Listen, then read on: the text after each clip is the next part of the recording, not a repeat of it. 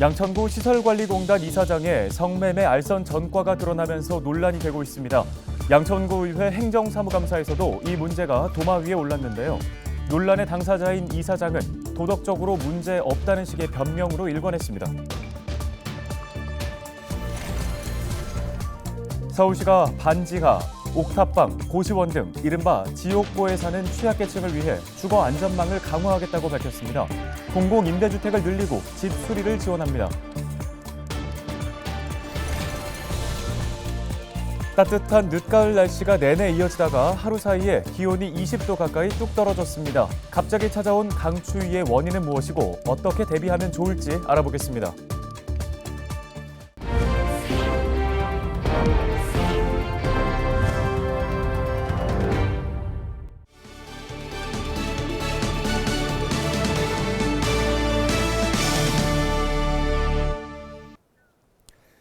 여러분 안녕하십니까? 헬로티비 뉴스 시작합니다.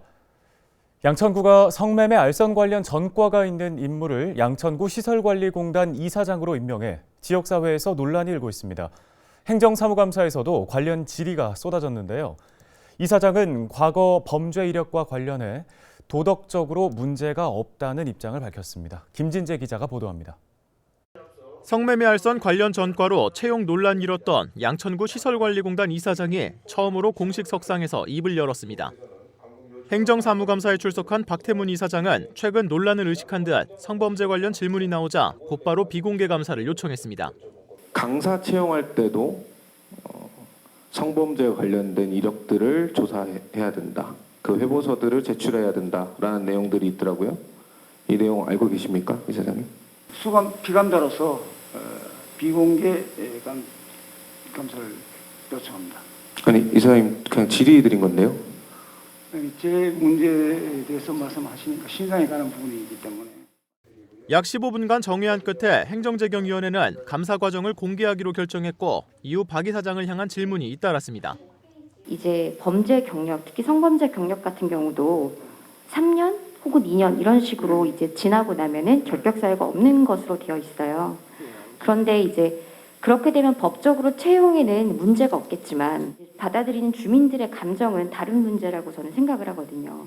시의 반대는 문제가 없다 이렇게 되어 있는데 도덕적으로 주민들한테 느끼는 감정은 좀 주민들은 싫어할 수도 있겠죠. 그래서 그 부분은 저도 송구스럽습니다. 이 과정에서 박 이사장은 과거 성매매 관련 전과와 관련해 자신은 도덕적으로 문제가 없다는 입장을 밝혔습니다. 지난 2005년 박 이사장은 동서가 운영하는 모텔의 지배인으로 일하면서 회당 3만 원씩 돈을 받고 성매매업자에게 장소를 제공했습니다. 이로 인해 벌금 150만 원을 냈는데 지난 2014년 지방선거에서 이 같은 사실을 숨겼다가 공직선거법 위반으로 의원직을 상실했습니다. 절대적으로 여성들의 이용 수치가 높습니다. 일반적인 경우보다 성범죄 관련해서 이제 윤리적인 문제라든가 그리고 심지어는 이제 개인적인 불안감까지도 저는 결부될 수 있는 문제라고 생각을 하거든요. 공단 본부에 근무하기 때문에 큰 문제는 별로 없을 것 같다는 생각이 들고요. 밑에 직원들이 저질렀던 걸 제가 덮어 쓴 거라고 제가 대신 처벌을 받았다고 이렇게 생각하기 때문에 제 개인적으로는 도덕적으로 크게 문제가 없다는. 이기재 양천구청장 취임 후 선거 캠프에서 활동하던 전직 구의원들이 연달아 구청 감사 담당관과 공단 이사장 등으로 임명된 데 이어 공기업 임원의 성범죄 관련 전과까지 도마 위에 오르면서 지역사회에서 인사 적절성에 대한 지적이 이어지고 있습니다. 헬로티비 뉴스 김진재입니다. 지난 여름 서울에 내린 집중호우로 반지하 주민이 숨지는 등 피해가 잇따랐죠. 서울시는 반지하와 같이 이른바 지옥고로 불리는 주거 취약계층을 위해 주거 안전망 마련에 나섰습니다. 반지하와 고시원, 판잣집 등 주거 형태에 따라 주거 환경을 개선하거나 주거비의 부담을 낮추는 등 맞춤형 안정대책을 마련합니다. 김호 기자입니다. 서울시의 주거 안정망 대책의 핵심은 안심주택과 안심지원, 안심동행입니다. 먼저 침수와 화재 등 위험에 노출돼 있는 반지하와 고시원, 옥탑방 등 취약주택을 안전하고 쾌적한 안심주택으로 전환하는 것입니다. 반지하는 매입해 신축하거나 비주거용으로 받고 지상층은 임대주택으로 활용하는 등 2026년까지 16,400호를 공급할 계획입니다. 고시원은 리모델링을 통해 공유주택과 같은 서울형 공공기숙사로 건립합니다. 옥탑방은 단열과 피난시설 등 건축안전 기준에 맞게 350곳을 재정비합니다. 판잣집과 비닐하우스 등 비정상 주거에 살고 있는 취약계층 1,500여 가구는 공공임대주택으로 이주할 수 있도록 지원할 예정입니다. 초점이 주택 공급에서 그리고 임대주택 공급에서 오늘 말씀드린 것처럼 이렇게 그것보다도 더 열악한 형태의 주거에 머물 수밖에 없는 분들을 어떻게 최대한 챙기고 보듬느냐 쪽으로 초점이 옮겨가고 있습니다. 사업 시행을 위해 오는 2026년까지 국비 4조 2천억 원을 포함해 7조 5천억 원이 투입됩니다. 연평균 1조 9천억 원 규모입니다.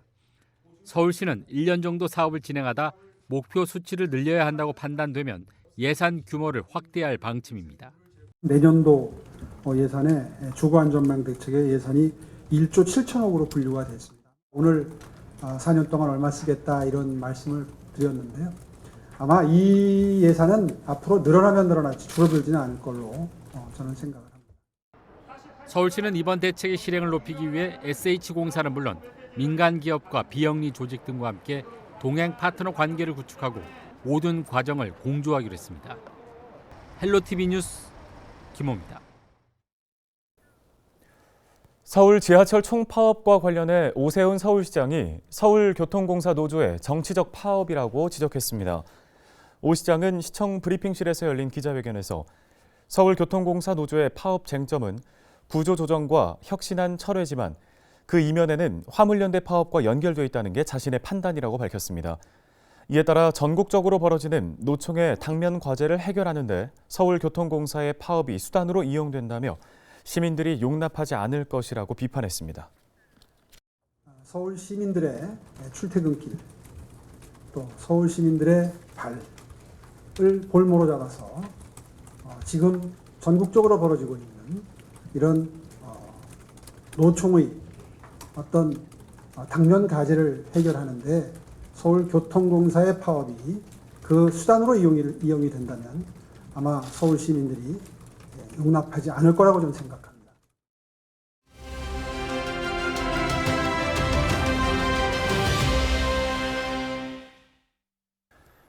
전국에 사상 첫 11월 한파 경보가 내려졌습니다.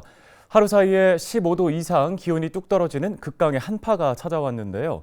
갑자기 찾아온 매서운 추위, 원인은 무엇인지 알아보겠습니다. 맹소영 날씨 칼럼니스트와 연결되어 있습니다. 자, 먼저 따뜻한 늦가을 날씨가 이어지다가 갑자기 기온이 뚝 떨어졌는데요. 전국에 한파 경보가 내려진 게 현행 한파특보제로 개정된 2010년 이후에 처음이라고 들었습니다. 어떤 기준으로 발령이 되는 건가요? 아침 최저 기온이 전날보다 15도 이상 뚝 떨어지고 이 기온이 3도 아래고 평년 수준을 3도 아래로 밑돌 때를 말하는데 이렇게 말씀을 드리면 이해하기가 좀 어렵습니다. 그래서 서울의 경우를 따져봤더니 어제 낮 최고 기온이 15도 정도까지 올랐거든요. 그런데 오늘 아침 영하 6.9도까지 곤두박질 쳤다는 것은 20도가 넘게 기온이 하루 사이에 뚝 떨어졌고 또 이 영하 6.9도는 3도 아래의 기온이고 평년 이맘때는 한 0도를 살짝 밑도는 정도가 서울 이맘때 기온이거든요. 그래서 이 기온보다도 3도 아래로 떨어졌기 때문에 현재 서울을 중심으로 혹은 주변의 많은 지역에 한파 경보가 이러한 기준으로 내려진 겁니다. 네, 최근까지 평년보다 높은 기온이 이어지다가 정말 하루 사이에 영하권의 추위가 찾아왔는데요. 극과 극인 날씨의 이유는 어디에 있을까요? 겨울철의 추위를 좌우하는 가장 큰 요소는 북쪽의 찬 공기입니다. 이 북극 주변에서 찬 공기 주위를 소용돌이치는 강한 바람이 있는데요. 이게 제트기류입니다. 이 제트기류는 이 수십일에서 혹은 수년 주기로 강약을 되풀이합니다. 근데 이 제트기류의 강도에 따라 찬 공기가 북극에 갇혀 있을 수도 있고 중위도권으로 새어나올 수도 있는데요. 지난주까지는 북극의 찬 공기가 굉장히 강력하게 회전하는 제트기류에 막혀서 북극에 흩어져 있었다면 지금은 느슨한 흐름을 제트기류가 보이면서 이 틈을 타고 우리나라까지 새어나오게 된 겁니다. 그래서 시베리아만큼 추운 날씨가 이어진 건데요. 11월에 한파주의보가 내려진 것도 이례적이지만 2년 중에 가장 추워지기에도 사실 이만큼 정도의 추위는 좀 이례적입니다. 그러니까 어떻게 보면 기후변화라는 상황에서 이렇게 극단적인 날씨가 나타나고 있다는 그런 상황은 좀 더 좀 기후적인 측면, 재난적인 측면에서 심각하게 좀 들여다볼 필요가 있습니다. 네, 이번 강추위가 언제까지 이어질지, 그리고 이렇게 온도가 급격하게 변화할 때 특히 주의해야 할 점은 어떤 것들이 있는지도 한번 설명해 주시죠. 이번 추위는 일단 주말쯤이 되면은 이맘때 기온으로 서서히 다시 이제 자리를 잡을 겁니다. 그런데 기후 변화라는 측면에서 이제는 앞으로 겨울의 날씨가 따뜻하면 극단적으로 따뜻하고 추우면 극단적으로 추운 날씨의 형태로 나타날 가능성이 굉장히 높습니다. 그런데 추위의 강도도 강도지만 이렇게 기온이 급감하면 우리 몸은 스트레스가 굉장히 많이 받을 수가 있습니다. 영하권의 날씨에서는 기온이 1도 낮아질 때마다 돌연사할 확률이 2% 높아진다는 그런 연구 결과도 있었거든요. 혈관이 수축해서 추위 때문에 심장에 부담을 증가시키기 때문인데요. 특히 강추위가 시작된 시점에서 날씨가 풀렸다 하더라도 4, 5일 뒤가 가장 위험합니다. 그래서 옷을 입을 때는 좀 쉽게 입고 벗을 수 있고 또 춥다라고 해서 너무 실내 온도를 높게 유지시키면 신체에 부담을 갈 수 있으니까요. 좀 입고 벗을 수 있는 바깥 온도와 실내의 온도를 좀 조절할 수 있는 그런 어떤 현명한 그런 대처가 좀 필요하겠습니다. 네, 알겠습니다. 도움 말씀 여기까지 듣겠습니다. 맹소영 날씨 칼럼니스트였습니다.